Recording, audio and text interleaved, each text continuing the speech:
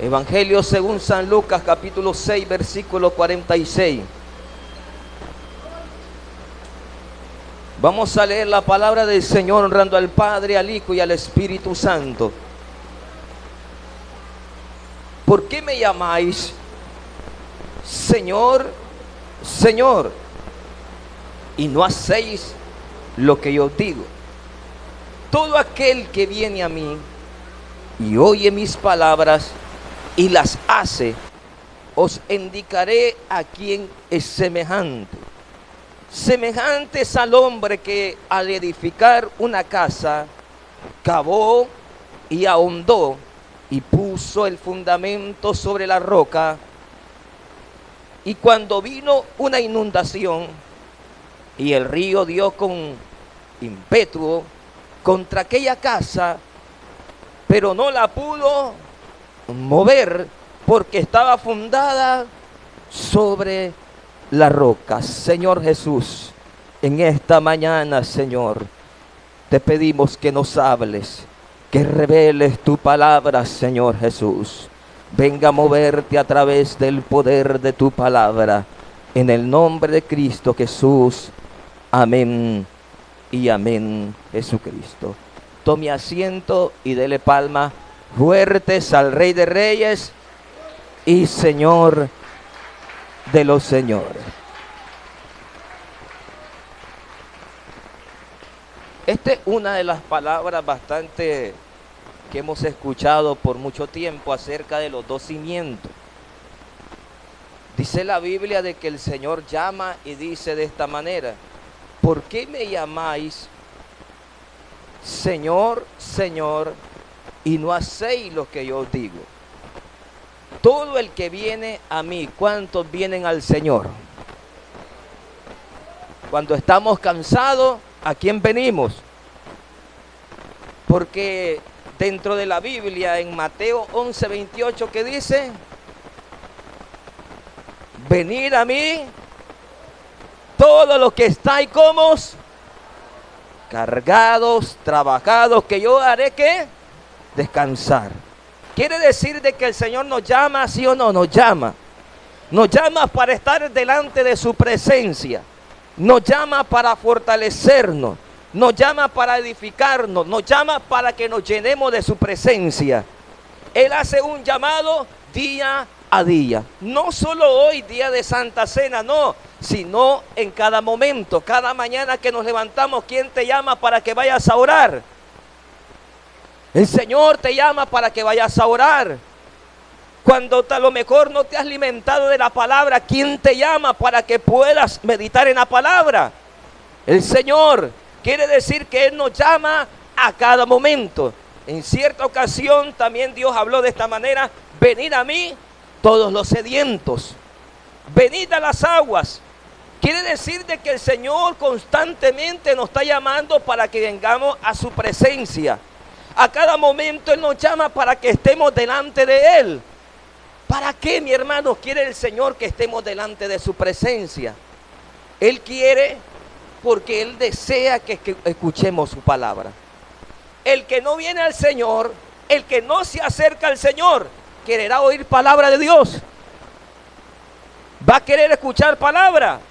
No va a querer, porque aquel que no viene al Señor no le va a hacer entender sus palabras. Dice la Biblia, y Él dice: todo el que viene a mí y oye mis palabras y las hace, os indicaré a quién es semejante. Quiere decir que nosotros, al venir al Señor, escuchar su palabra, hacer su palabra, porque no es tan solo ser oidores, sino hacedores de la palabra. Porque hoy en día miramos tanto oidores y menos hacedores.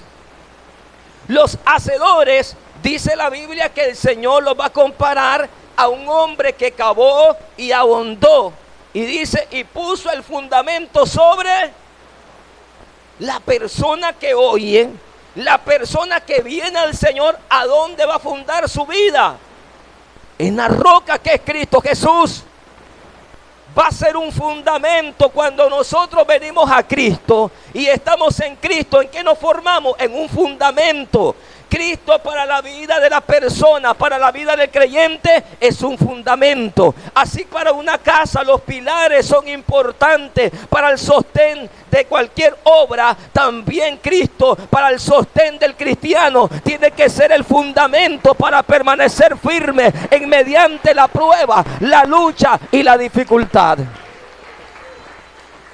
Porque si Cristo no está siendo nuestro pilar en nuestra vida, cuando viene el problema, cuando viene la dificultad, cuando viene el momento difícil, miramos que mucha gente retrocede para atrás. Muchos creyentes, en vez de ir avanzando, van retrocediendo. ¿Por qué razón van retrocediendo? Van retrocediendo porque no tienen como fundamento a Cristo. Cuando nosotros tenemos como fundamento a Cristo, en medio de todo lo que venga, venimos ante Él en la prueba, en la lucha. Él nos da la fuerza para seguir sostenidos y no nos arrastre la corriente, no nos arrastre toda aquella inundación, sino que permanezcamos firmes, aguantando y sosteniendo lo que venga sobre nuestra vida. Dice la Biblia que solo hay un fundamento, y este es Cristo Jesús. Es un fundamento donde nosotros como creyentes tenemos que estar bien fundados. Y dice la Biblia que este hombre cavó y ahondó, y cuando vino la inundación y el río dio con ímpetu contra aquella casa, pero no la pudo mover porque estaba fundada sobre, y esa roca, ahí estaba sostenido el hombre. Ahí estaba sostenido porque hizo un buen fundamento. Estaba con un buen fundamento, y dice la Biblia que el Señor conoce a lo suyo. El fundamento ya está puesto y el Señor conoce a lo suyo. El Señor conoce a cada uno de nosotros si nos estamos preparando. Y luego da otra comparación el Señor. Mas el que oyó y no hizo. ¿Cuántas veces oímos palabra de Dios? Montones de veces. Los escuchas por medio de un volante, lo escuchas por medio de la radio, lo escuchas por medio del internet, ahora más usable. Comienza a escuchar palabra de Dios por todos lados. El caso está en la vida de nosotros, si nosotros nos apoderamos y hacemos esta palabra. ¿Sabe dónde nosotros vamos a tener el efecto de la palabra? Cuando viene la prueba. Cuando viene la prueba, ahí donde vamos a ver dónde estamos sostenidos. Porque nosotros podemos decir como creyentes, yo estoy sostenido bajo la roca. Mi fundamento es Cristo. Yo estoy sostenido de ese poder de Dios. Yo vengo ante Él, ante la presencia de Dios. Pero ¿sabe cuándo se mira si verdaderamente estamos bajo esa piedra, sobre ese fundamento? Cuando viene la prueba. Porque mucha gente está pasando prueba y está renegándose. Y el Señor se renegó en la prueba que estaba pasando. No se renegó. Entonces la persona que mucho se reniega en la prueba quiere decir de que no está bajo el fundamento. Porque se está renegando de lo que está pasando. Se está renegando de la lucha que está pasando. O a lo mejor aquella persona está pasando la prueba y comienza a murmurar. Y eso no se llama estar bajo el fundamento. Porque Cristo en ningún momento murmuró y dijo, yo no sé para qué yo vine aquí si de todos modos nadie se quiere convertir. No, Cristo no murmuró. Y muchas veces es lo que hacemos, murmuramos en medio de las situaciones. Y eso no se llama estar bajo el fundamento. ¿Sabe qué, mi hermano? Aquella persona que está bajo el fundamento sabe esperar en el Señor. Aquella persona que está en el fundamento sabe que las cosas que está pasando no van a ser para siempre y tendrán que pasar todas las situaciones. Y sabe bien de que la prueba que está pasando un día la va a superar. Pero la persona que no está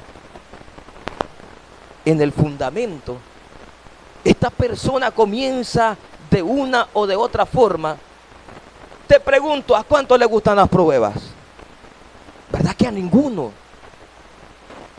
A ninguno nos gusta. A nadie le gustan las pruebas. A nadie le gustan los momentos difíciles. A nadie. Pero sabe que son necesarios.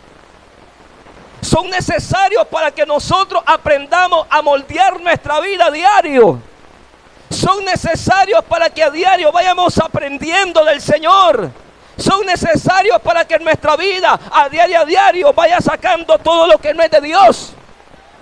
Irnos formando en Cristo, irnos formando cada día. ¿Sabe por qué? Porque el que viene al Señor no termina fuera del Señor, sino que viene a diario a su presencia. Mientras está llorando, está derramando sus lágrimas ante el Señor. Se está arrodillando y ahí está derramando sus lágrimas, viniendo a la presencia de Dios.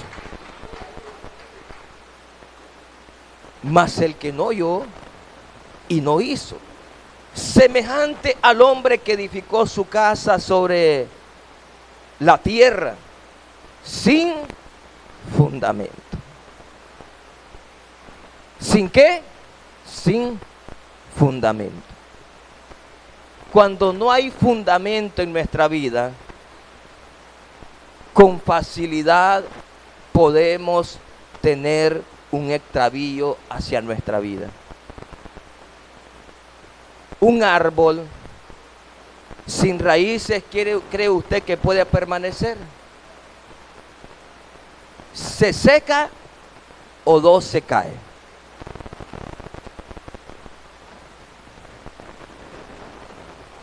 Una viga sin hierro, ¿crea que se pueda sostener? ¿Usted ha mirado las paredes de lodo que hacen? Y la gente, hermano, que tiene esas casas que son de lodo, esta gente ve orando, pidiéndole a Dios de que no venga un viento fuerte, porque si no las derriba. Porque no hay ¿qué? Fundamento. No hay fundamento. Y si no hay fundamento en nuestra vida, nos podemos caer con facilidad. Podemos retroceder con facilidad. ¿Cómo yo voy a pasar esto? No, yo no puedo pasar esto. Pero el creyente, hermano, que es conocedor y sabe bien, y viene al Señor, oye sus palabras, sabe bien lo que el Señor dice a través de su palabra. Este hombre que no edificó su casa sobre la roca, la edificó sobre la tierra, pero sin fundamento. Y dice que vino con ímpetu aquella casa, vino y dice que fue grande ¿qué? ¿Fue grande qué? Fue grande la ruina. Fue grande la ruina de este hombre, porque estaba sin fundamento. ¿Y sabía usted de que si nosotros estamos edificando, nos estamos edificando al Señor, no podemos nuevamente edificar lo que antes nosotros desechábamos? Un ejemplo, yo deseché aquello, y como al Señor le desagradaba, yo lo deseché, pero vine yo, lo agarré nuevamente y lo traje nuevamente. Quiero leerte aquí en Gálatas,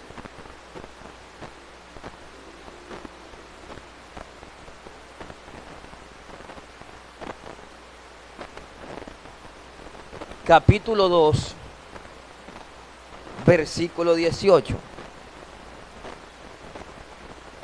¿Cuántos se están edificando en Cristo?